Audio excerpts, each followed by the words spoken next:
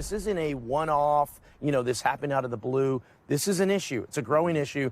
I've got 6 children. My children are growing up in a world much different than you and I grew up in. And we got to be aware of that. Since the Columbine massacre in 1999, there have been more than 300 school shootings across the United States. The current generation has never known school to be a completely safe place. They've grown up with school shootings, lockdown drills, and protesting school violence. And today's school kids will be tomorrow's elected officials.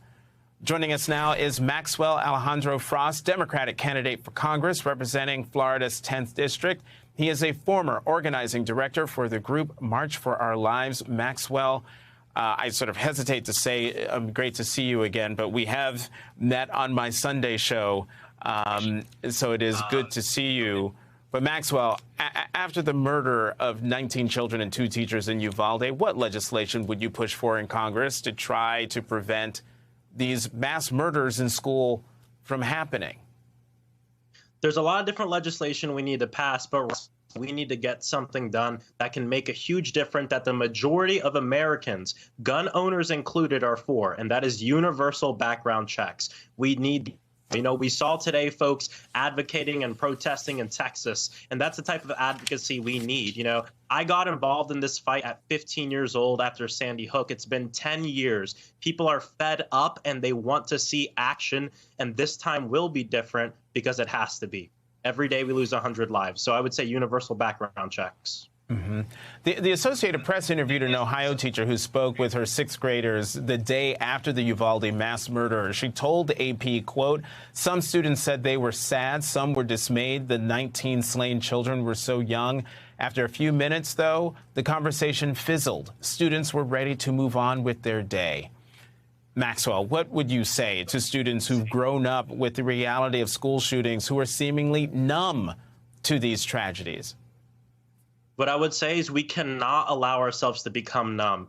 Like I said, every day we lose 100 people, and it's easy when we turn on the news and we see these tragedies every day to become numb. But recognize that behind every number, there is a beautiful human being, someone with loved ones and families and stories. And so that's why this time has to be different and why we have to continue to fight. People are tired of the violence. We deserve the right to live free of the fear of being gunned down. And we deserve that by virtue of being human beings. And my generation is going to make sure that this stops in our lifetime. And we're going to continue to fight no matter what. Your generation is what gives me hope, especially with the March for Our Lives. And I'm just wondering, do the protests that we saw outside the NRA convention, do they give you hope that maybe this time things will change? They 100% give me hope, Jonathan. These are folks that are mourning. In the midst of this mourning, they said we need to go out to demand that we need a change in our country right now. We're